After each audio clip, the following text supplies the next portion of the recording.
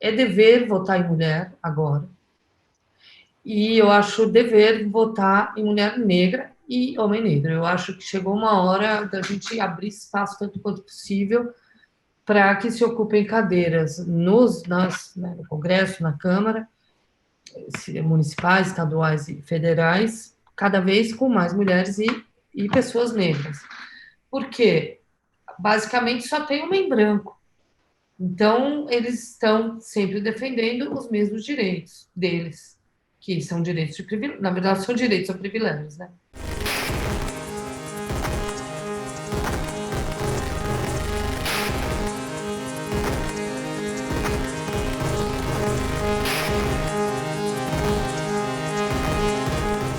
Alô, amigos e amigas do Teatro Vila Velha.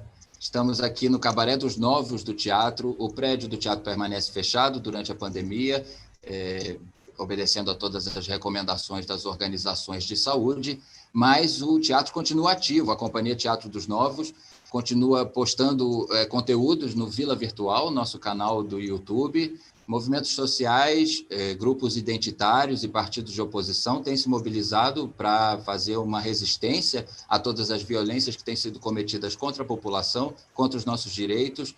E a nossa pergunta: qual é o papel da comunidade artística nesse contra-ataque? Senhoras e senhores, hoje nós vamos conversar com uma diretora de cinema, uma cineasta, roteirista, senhoras e senhores, Ana Mui Laerte. Olá, Ana, bem-vinda ao Teatro Vila Velha, bem-vinda ao Vila Virtual. Bem-vindos vocês também aqui no meu computador, e eu no de vocês, né?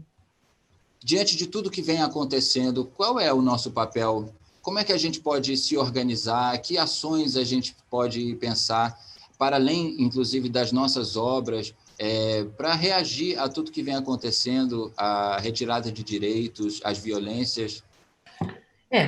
Bem, eu acho que o que está acontecendo no mundo não é só no Brasil, né?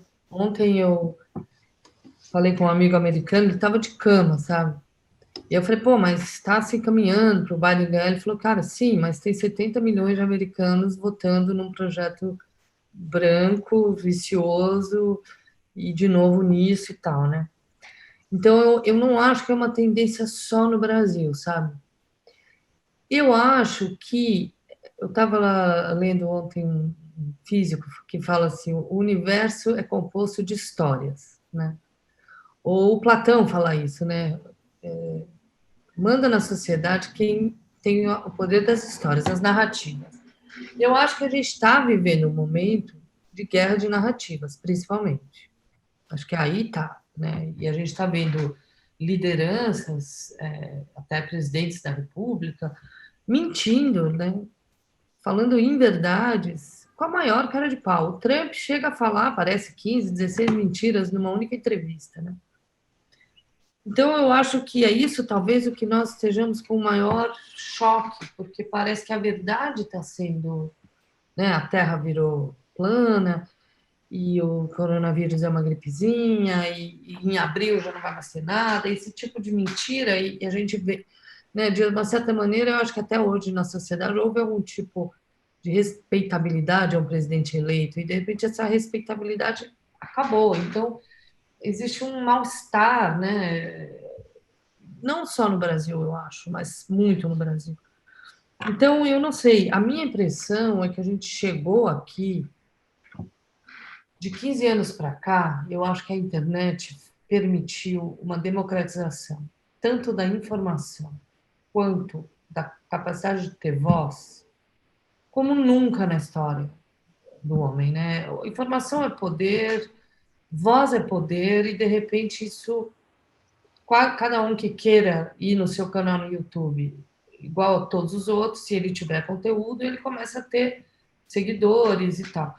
Então, isso eu acho que mudou completamente, reconfigurou a questão do poder.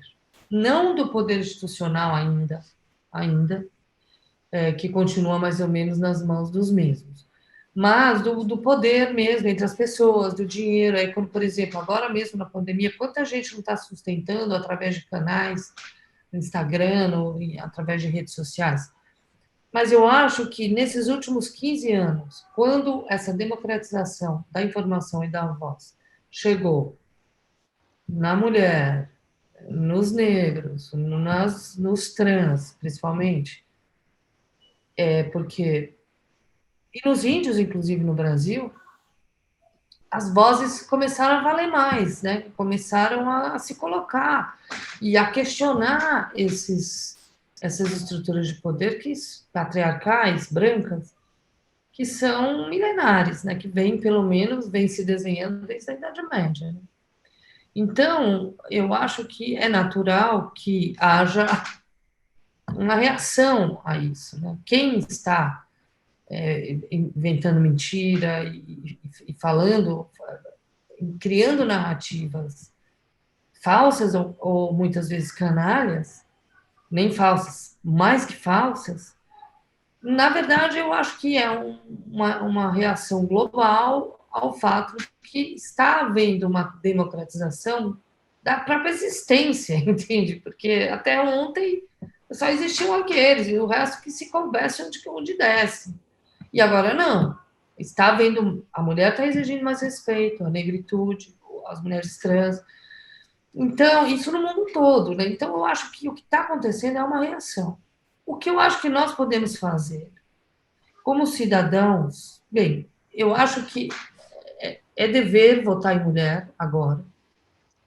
E eu acho dever votar em mulher negra e homem negro. Eu acho que chegou uma hora da gente abrir espaço tanto quanto possível para que se ocupem cadeiras né, no Congresso, na Câmara, municipais, estaduais e federais, cada vez com mais mulheres e pessoas negras. Porque, basicamente, só tem homem branco. Então, eles estão sempre defendendo os mesmos direitos deles, que são direitos de privilégio, na verdade, são direitos ou privilégios, né? E isso a gente vê desde Machado de Assis, né? Se você ler a, o caminho para o Senado, o caminho para o Congresso, mesmo no Brasil Império, já era a burguesia, já era, o cara não tem que fazer, ele vira senador onde ele ganha dinheiro. Né? Ali, tradicionalmente, é um lugar de uma elite financeira se manter na elite, entende? Então, eu acho que, como cidadão, eu acho que votar em mulher e votar em pessoas pretas é número um, para diminuir essa quantidade dessa supremacia patriarcal branca no Brasil. Agora, como artista, eu acho que o que a gente tem é que contra-atacar, justamente como é o nome aqui, com narrativas que sejam que tentem desvendar o que está acontecendo agora de uma forma sincera, sabe? De uma forma desdizer essa mentirada, sabe? E eu não sei, pelo menos para mim, nesse momento, as histórias comuns, elas não estão tanto fazendo sentido, sabe? Eu acho que a gente tem que... Eu digo isso, por exemplo, o ano passado, o Parasita ganhou um filme coreano que ganhou o Oscar de melhor filme, um feito inédito na história do Oscar, né?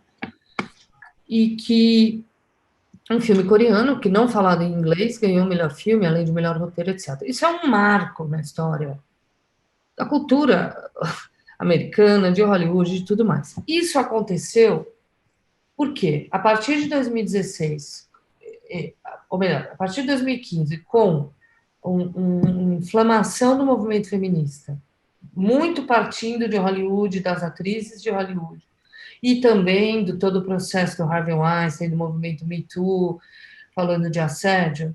A partir do fortalecimento desse movimento, eu estava lá, por acaso, nessa época, porque foi a época que o Quero Ela Volta estava fazendo campanha e conheci feministas, a academia tomou uma atitude nova, que foi convidar mulheres, pessoas de outras etnias que não brancas e estrangeiros para fazer parte do colegiado da academia. E de lá para cá, parece que convidou, acho que 6 mil, não 6 mil, talvez, umas 6 mil pessoas. Enfim, eles conseguiram fazer com que antes as mulheres que eram, não sei, 9% virassem 30%, que pessoas não brancas que eram 2% virassem 30%, enfim. Eu não sei os números certos, isso é fácil entrar no site deles, tem lá. E na hora que você tem um colegiado diverso, você tem resultados diversos. Né? Então, É por isso que eu acho. E aí, de novo, a questão de votar em mulher e votar em não brancos no Brasil, né? Mas eu acho que na hora que o Parasita ganha o Oscar, ele traz um paradigma de cinema desse momento, sabe? É um momento de guerra. É uma guerra biológica, número um, né? De um vírus, de uma pandemia. E número dois, é uma guerra de narrativas. Então, quando ele chega lá e faz uma história tão forte, né, mostrando os estertores do capitalismo, porque é isso, o capitalismo, tal como ele existe hoje, ele serve aos brancos, ricos, que estão determinando esse jogo. Quem não está como agente determinador está numa situação ruim. A Terra está numa situação ruim. Não vamos nem falar de seres humanos que estão, a maior parte de todos os continentes, são pessoas que estão em subcondições, né? E a Terra está começando a entrar em sinal de alerta, né? Então, eu acho que nós estamos claramente num momento, e eu acho que o Parasita ganhar o Oscar é um marco nesse sentido, de uma parte da população mundial está dizendo, se a gente não entrar num esquema colaborativo, tanto entre nós, seres humanos, quanto na nossa relação com a natureza vai se voltar contra nós. Isso é evidente. Ao mesmo tempo, metade da humanidade, pelo menos metade dos americanos ontem, não está de acordo com isso, quer continuar jogando esse jogo perverso. Então, eu acho, para mim, eu não consigo mais imaginar uma história de casal. Eu acho que agora as histórias têm que tentar berrar, tem que tentar falar, tem que tentar mostrar o nível de absurdo que a gente está vivendo, na minha opinião, não se faz de teatro de absurdo. A realidade hoje está acima do tom. Né? A gente fala em naturalismo, o naturalismo hoje, ontem tinha na UOL, Eduardo Bolsonaro, um negócio de tiro, e a frase dele, tiro é cultura, né? Sabendo que esse mesmo governo quer queimar livros, quer acabar com o cinema. Então, existe uma parte das pessoas dizendo livro não é cultura, cinema não é cultura é tiro. E claro que nós que produzimos cultura ficamos em estado de choque com uma frase dessa, mas ao mesmo tempo eu parei para refletir, sabe? Porque lá nos Estados Unidos, pelo menos, e no Brasil também, houve uma eleição de uma figura extremamente, não sei nem qual palavra dizer, mas fora da curva, vai? Cujo filho diz isso, tira a cultura. Mas aí a gente fica pensando, se as pessoas votaram nele e gostam disso, né, até que ponto isso não é verdade, entende? Até que ponto, pelo menos no Rio de Janeiro, para um menino que nasce numa comunidade e vê arma a vida inteira, para ele, tiro é cultura mais do que livro que ele nunca viu.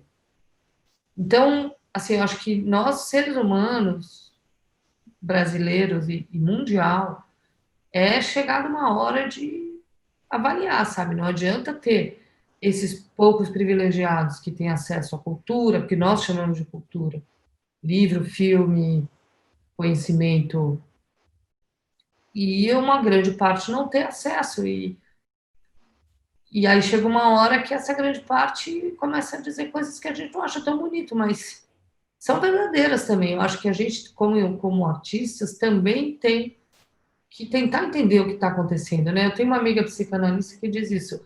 Essa doença que está o Brasil hoje, esse pus que está, ele é um dado. Não dá para fingir que não dá para negar, né? Por quê? Por que chegou aí, né? Metade da população eleger uma pessoa dessa que nós consideramos abaixo da crítica, né? A coisa de 2 anos atrás, eu acredito, o tema da redação do Enem foi a democratização do cinema no Brasil, não é? Isso, depois disso, tivemos aí a eleição desse governo que colocou na Ancine uma série de militares, não é? Então, assim, os extremos estão se distanciando cada vez mais, né? A ideia de uma democratização do cinema, pelo menos de acordo com o que seria a agência especial para cuidar dessa área ou para subsidiar essa área está se distanciando cada vez mais. No entanto, dentro da categoria, né, cinematográfica, a gente está vendo outros movimentos, né? O Festival de Cinema de Gramado, esse ano, foi um festival extremamente inclusivo.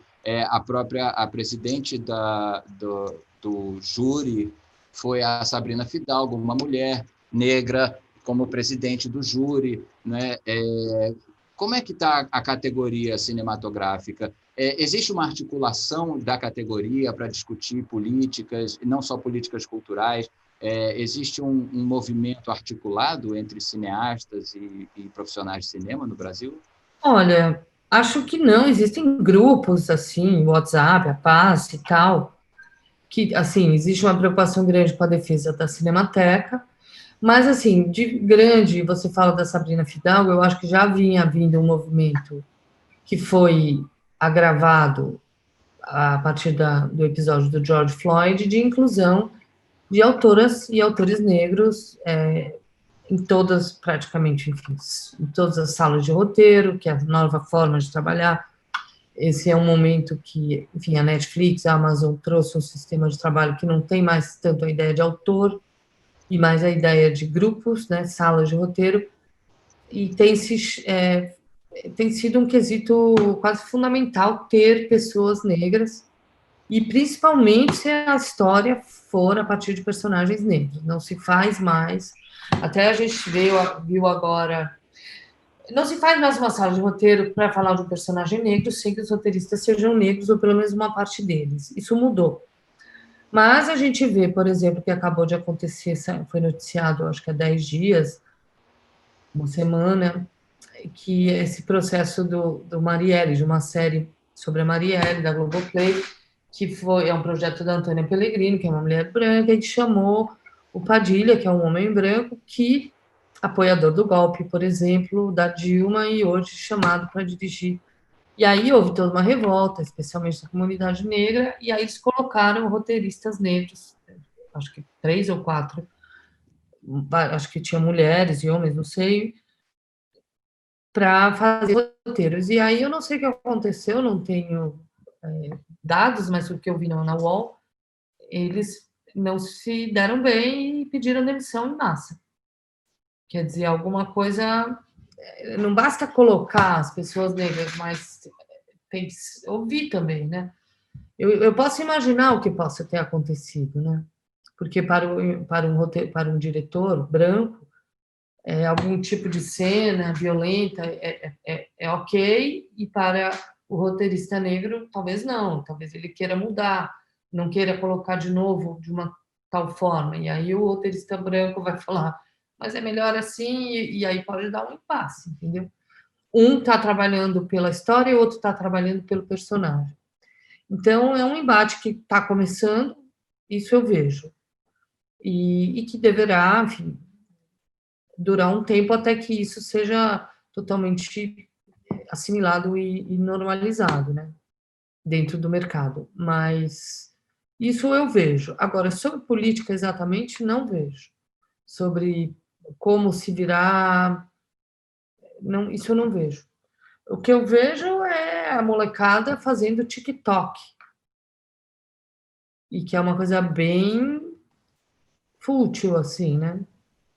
Porque a gente não pode deixar de perceber que há uma futilização. A rede social, a internet trouxe a possibilidade de informação e de voz, mas também pode funcionar quase como uma droga, né?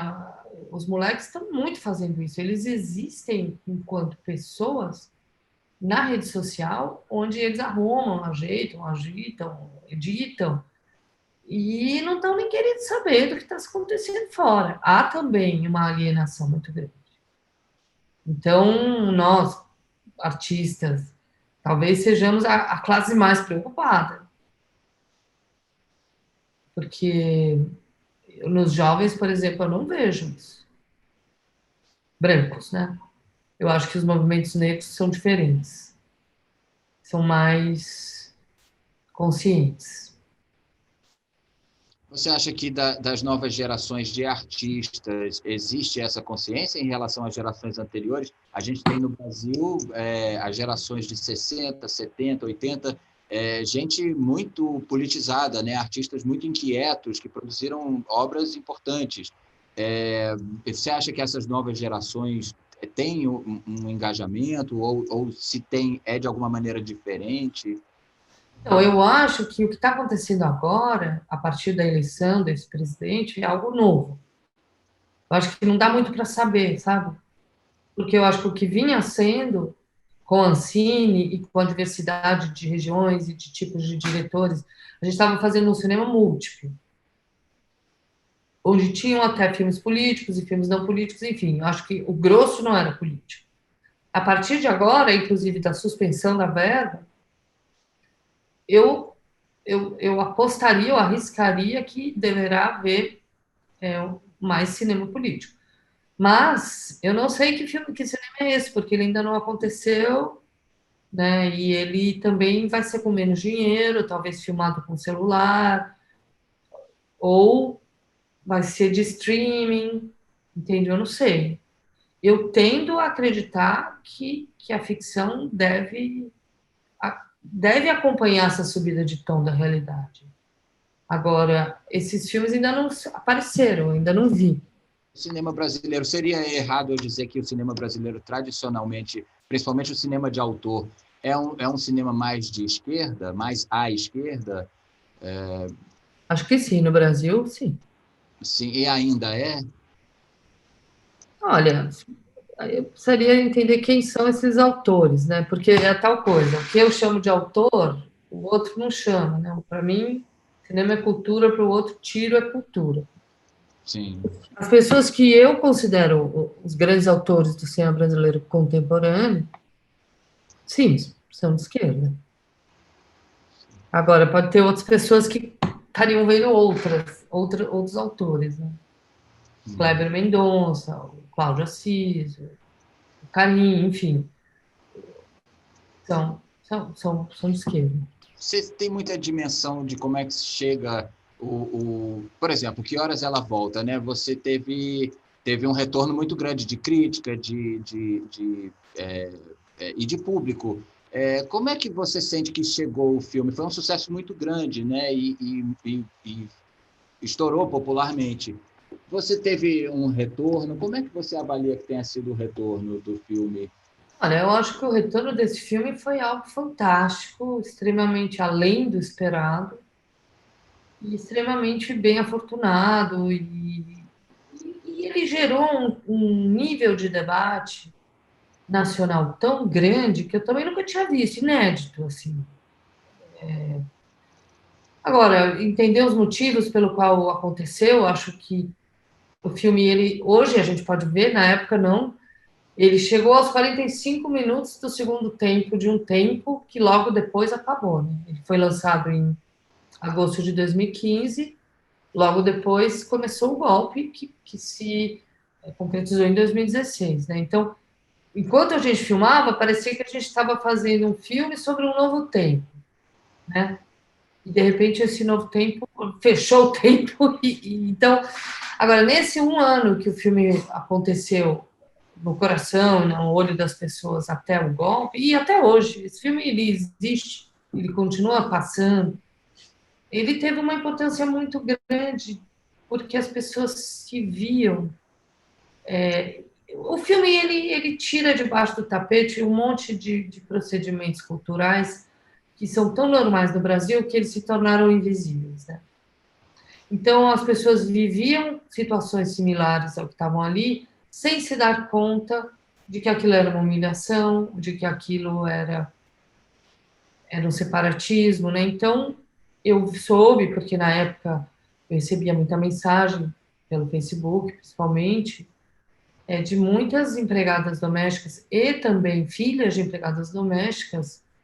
As empregadas eu soube de muita catarse, sabe? De irem várias e ver e sair chorando, e aí sair para um barzinho do lado e conversar e falar, nossa, então aquilo que eu passei daquela vez e que eu não soube nunca falar, realmente aquilo era humilhante. e a outra. Então, assim, eu acho que o filme ajudou as pessoas, num dado momento histórico propício, para entender que certos comportamentos não eram mais possíveis de continuar existindo, né? Então, acho que muito foi por isso. E também, claro, pelo filme em si, né? Pela performance da Regina, é maravilhosa, e pela performance de todo mundo. E uma história muito simples, mas muito que falava ao coração do brasileiro. Mas também não só ao coração do brasileiro. Agora na pandemia, a gente vendeu um remake para os Estados Unidos, um para a Coreia do Sul e agora um para a Índia. Você vê que é engraçado, né? Uma história que a gente considerava muito brasileira, não é tão brasileira assim. Essa questão da divisão de classes, castas, o seu papel, fique quieto, essa divisão no fundo, de abuso, né? A forma que o ser humano se relaciona de forma abusiva, seja por gênero, seja por sexo, seja por classe, seja por raça, isso está no globo inteiro. Então, mas enfim, o filme foi muito feliz em conseguir dialogar naquele momento, né, muito a partir das políticas públicas dos governos PT, foram acumulando, né? Então, essa questão do olhar, isso eu ouvi muito também, meninas dizendo, olha, eu estudei na PUC, eu me formei nisso ou naquilo, mas quando eu chego num lugar, o olhar para mim continua sendo o mesmo da filha da empregada que não tem acesso, que não tem direito. E isso parece uma bobagem, né? A pessoa já se formou, a pessoa já é advogada, por exemplo, mas ela não quer só ser advogada, ela quer ser advogada e quer ser respeitada como advogada, né? E isso aconteceu no filme, e isso o filme estava falando muito sobre classe, mas ele também acontece na divisão de gênero, né? As mulheres, muitas vezes, elas conseguem fazer o trabalho, elas são chamadas a fazer um trabalho, mas sempre como assistente, sempre como alguém que não vai aparecer, que não vai levar o mérito, que não vai ganhar um salário bom. E muitas vezes ela fica ali anos assistindo um cara, muitas vezes ausente, isso você vê aos montes. O chefe mesmo é ausente, quem faz é assistente. E ele ganha 10, ela ganha 1. Aí, em um certo momento, ele sai, e o natural seria ela ser promovida, aí ela não é promovida, entra um novo homem, às vezes com 10 vezes menos experiência que ela, ganhando 10 vezes mais que ela, e que ela ainda pedem que ela ajude o cara a ficar em pé. Então, tudo isso são temas que o filme abordava de algum jeito, que as pessoas se identificaram. Eu sou muito fã desse filme, eu acho um documento importantíssimo, importantíssimo. Eu me lembro de assistir na época e pensar que de alguma maneira, aquela história era um documentário, É, embora na forma de você contar tinha uma poesia, uma sensibilização, que aí é o âmbito da arte. Tem uma questão no Brasil, né, a esquerda brasileira, principalmente os partidos políticos, mas também os movimentos sociais, há uma análise de que as esquerdas se distanciaram muito das bases, não é? E que, enquanto que trabalho de base no Brasil, acaba que quem faz é a igreja evangélica e as televisões, etc. E isso que resulta também nessa disputa de narrativas, onde pode acontecer alguém dizer que tiro é cultura, não é? Porque não há uma discussão realmente popularizada com as bases todas. Você acha que só seria o trabalho dos artistas fazer esse trabalho, uma vez que as instituições políticas e as organizações da sociedade civil estão com tanta dificuldade? Porque um filme como Que Horas Ela Volta, por exemplo, acaba realizando um trabalho de conscientização, né, e de discussão num nível democrático da luta de classes no Brasil, que nenhum partido talvez esteja conseguindo fazer. eu acho que o artista, sim, se ele está proposto a fazer isso também, porque existem vários tipos, né? Eu acho que o jornalismo é muito importante, porque esse golpe que aconteceu aqui, ele é muito embasado pela imprensa. muito embasado pela imprensa. E as verdades foram ficando no ar, né? E surgiu esse antilulismo, e depois quase uma transformação dele num monstro, né? Eu passei na Avenida Paulista, a campanha para a presidência, a última, e vi um boneco e tal. Isso, cara, foi a imprensa que fez. Com mentira e mentira e mentira. Quando eu fui vendo isso acontecendo, esse movimento, eu fiquei com uma sensação, eu não sei, eu era criança nos anos 70, que tinha umas campanhas do governo, Sugismundo, por exemplo, que era para não jogar lixo, e outras coisas assim. Quando eu vi esse antilulismo tomando a proporção que tomou, eu pensei que faltou para o PT algum tipo de informação institucional, ou seja, publicidade mesmo do governo, comunicando tudo o que estava acontecendo. Porque eu mesma só fui entender em campo, sabe? Por exemplo, a questão do sertão, da água, né? Daqueles negócios lá que eles instalaram, como é que chama? Cisternas? Cisternas, por exemplo. Sabe, isso é um negócio tremendo que foi feito. Eu nunca tinha visto uma publicidade sobre isso. Mas a casa que eu fui visitar, e essa região toda, por exemplo, eu conversei com as pessoas. E aí, tal, nossa, a Bolsa Família, que foi outra questão debatida aí pela imprensa e pela elite, como se fosse, né, quantas vezes os caras vão ficar preguiçosos e tal. E essa era uma família de mais ou menos 10 pessoas, tinham ali uma plantaçãozinha pequena, e a mãe falou: o Bolsa Família, que acho que dela era R$ 270, tirou a gente da escravidão. Por quê? A gente tem aqui galinha, a gente tem aqui bode, a gente tem aqui essa plantação, mas de vez em quando a gente precisa comprar um remédio, precisa comprar uma roupa. E esse dinheiro, antes a gente aceitava qualquer trabalho por qualquer dinheiro. Então, assim, eles eram explorados. A partir do momento que eles têm esses 270 mensais, ela falando, eu pude dizer não. E eu, tá. E daí perguntei, você vai votar em quem? Ela falou, no Bolsonaro. E aí eu perguntei, por quê? Parece que é bom. Foi essa a resposta. Eu também não entrei na conversa, mas, sabe, é um nível também de ignorância que, meu Deus, o que acontece, sabe? Como é que pode não saber a diferença? Né? Uma pessoa que foi. Ela não entendeu a diferença entre o Lula e esse cara. Então, talvez tenha faltado, eu sinto isso, do PT algum tipo de campanha institucional mesmo. Olha, tudo isso foi feito, gente, tudo isso aconteceu, né? Não é a campanha, não é Então, ainda que tivesse tido uma campanha anti-lulista tão forte, se tivesse a informação do outro lado, as pessoas. Eu não sei, eu acho que essa questão do antilulismo é um machucado que a gente vai demorar tempo para cicatrizar, porque é muita injustiça.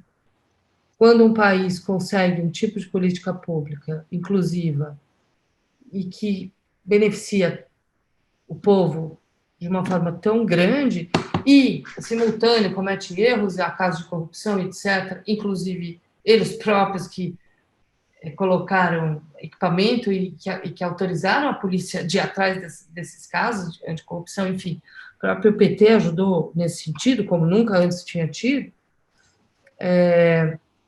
e de repente o cara virar um monstro.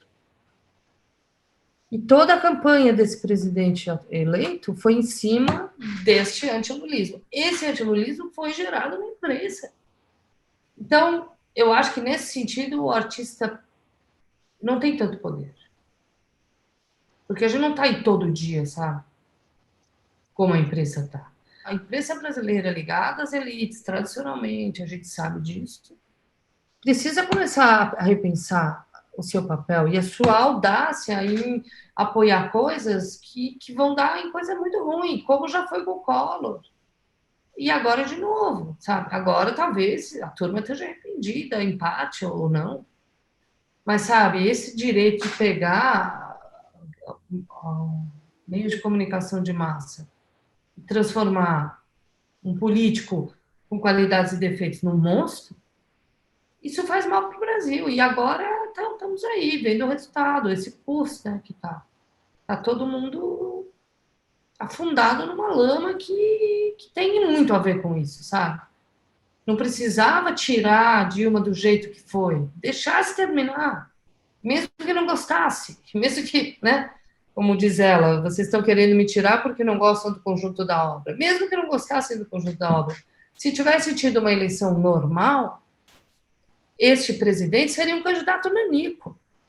Se ele não tivesse tido aquele palco daquele dia de abril de 2016 e homenageado aquele Ustra, ele nunca teria sido eleito. Ele foi eleito por isso. Então, são cartadas da elite que são muito perigosas e que elas são feitas, a gente sabe, há muito tempo. O brasileiro é dado a golpe. Só que agora talvez tenha acontecido algo que ele está indo contra a própria elite, ele está indo contra todo mundo. O Brasil está num lugar que ou as pessoas vão começar a querer que isso se transforme numa nação, ou, e eu falo muito da elite, porque eles estão no poder, mas aí eu volto para o começo da conversa. Vamos eleger vereadores, deputados estaduais, federais, senadores, mulheres e negros.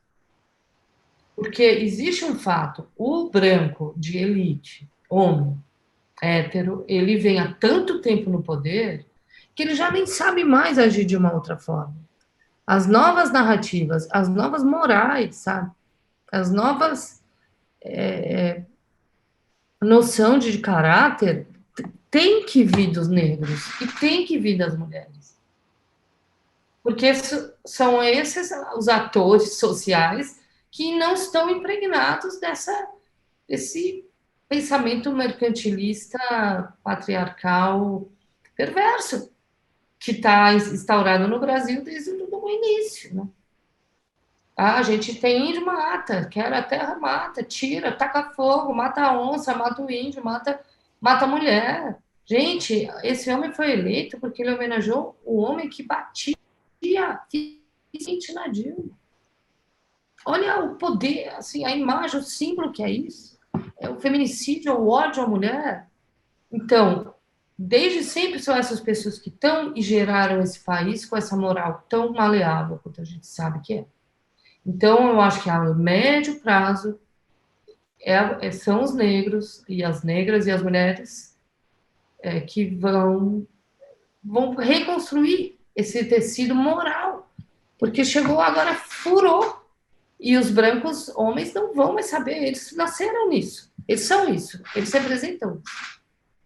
Então, é nosso dever votar em mulher e votar em negro, eu acho, daqui para frente, para criar uma nova moral, onde as pessoas queiram que isso aqui seja uma nação.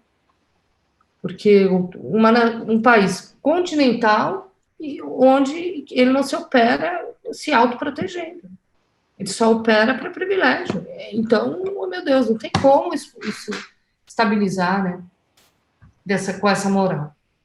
Ana, eu queria convidar aqui, estão com a gente aqui, o Rafael e a Ju, Rafael Gouveia e Ju Costa, que são da Universidade Livre de Teatro Vila Velha. Adorei poder escutá-la, ter essa perspectiva dela. Inclusive, eu tenho uma pergunta em prol dessa perspectiva dela, né? Eu queria saber como você acha, como você vê o andamento de projetos que foram iniciados nesse meio pandêmico, com toda essa influência política, porque nunca foi fácil e após essa revirada que aconteceu na vida de todo mundo, provavelmente a probabilidade de ser fácil é muito baixa. Então, qual é a sua perspectiva do andamento? Então, eu não sei, eu via a Lei Aldir Blanc, né, que está ajudando as pessoas, e também coisas em São Paulo, tá? Mas eu não vi ainda o resultado disso, entende? Eu não sei. O que eu vejo é só Instagram tipo, enfim, o que as pessoas fazem ali de uma forma no âmbito da rede social. Os trabalhos mesmo, para falar que eu não vi nada, eu vi um projeto do Instituto Moreira Salles, que convidou umas pessoas, eu vi um filme que a Grace Passou fez, e só, eu não tenho visto. Você tem um jeito de levar o roteiro de uma forma que a gente assiste no início achando que a gente vai para um lugar, né, que vai falar de uma coisa, e aí de repente dá um estalo e muda completamente, assim, pega a gente de surpresa a história. E queria saber como é esse seu processo, né, de onde você tira essas ideias, como é que você consegue escrever dessa forma. Quando eu estudava cinema na época, o meu professor de roteiro, ele falava, todo mundo na classe traz uma referência de gênero, e eu não. Não sei o que acontece no meu cérebro, que eu não consigo trabalhar em cima de forma de gênero. Eu acredito que a história pede uma coisa. Para mim, aquele cara, com aquela mulher, o Durval, né? Morando ali, junto com a loja, morando com a mãe, com 40 anos de idade. Para mim, aquilo era um filme de terror já, do começo. Só que não na parte externa, não. Tudo bem, estava tudo bem. Ela controlando ele pedindo doce, ele pede um doce, que ela não lembra mais a receita e tal. E ali, para mim, era natural que ia dar uma merda, entendeu? Depois eu fui tendendo a diminuir esse range, assim, né? O É Proibido Fumar também tem, mas já é um pouquinho menor. O Que Horas Ela Volta, acho que é diferente. Ele é um filme mais naturalista, né? E O Mãe Só Uma também é um filme mais naturalista. Agora, meu próximo vai ser um pouco mais louco. Talvez eu esteja voltando para o momento Durval. Justamente porque a realidade subiu um tom, eu quero que meu filme suba um tom também. Mas não é, eu trabalho dentro do que eu quero dizer, sabe? Meu processo de trabalho é muito sobre o que eu quero dizer. A realidade está subindo tantos tons que é o momento mesmo da gente contar a história, e essas histórias a gente caprichar também no tom das nossas histórias. Eu tô com essa sensação para mim, não vou recomendar isso para ninguém, mas a meu próximo filme é um tom assim. E eu estou muito satisfeita de estar trabalhando assim, num registro um tom acima. Eu saí de um naturalismo que eu vinha trabalhando. Eu continuo num naturalismo, mas é um naturalismo um tom acima, porque a cada vez que eu entro num site de notícia, eu vejo esse tom só subindo. Então, se eu quero acompanhar, e eu quero falar, eu tô vendo que vocês estão mentindo, eu acho que o filme tem que subir um tom também. Você rasgou uma bandeira que era minha. Quero fazer recortar uma nova, do meu couro negro. Esta é a despedida, irmão. Gosta do meu sangue? Eu disse que escravo não tem pátria. Não é verdade. A pátria do escravo é a revolta. Eu vou ao combate armado com as humilhações da minha vida. Você colocou uma nova arma nas minhas mãos. E eu agradeço por isso. Pode ser que meu lugar seja a forca. E talvez a corda esteja crescendo em volta do meu pescoço enquanto falo com você em vez de te matar. A quem não devo mais nada além da minha faca. Mas a morte não tem significado. E na forca saberei que meus cúmplices são os negros de todas as raças, cujo número cresce a cada minuto que você gasta no seu comedouro de escravos ou entre as coxas da tua puta branca. Quando os vivos não conseguirem mais lutar, os mortos lutarão. A cada pulsação da revolução, a carne voltará a crescer nos ossos deles, o sangue a correr nas veias, a vida em sua morte. A revolta dos mortos será a guerra das paisagens, nossas armas as florestas, as montanhas, mar, deserto. Eu serei floresta, as montanhas, mar, deserto. Eu, isto é África, eu, isto é Ásia, as duas Américas. Sou eu. Ana, muito obrigado. Que coisa, que privilégio poder conversar com você. É um prazer enorme ter a sua voz aqui, né, nessa série. Queria agradecer demais a sua disponibilidade e o papo. Obrigado você, obrigado Rafael, Ju. Obrigada, gente. Beijo.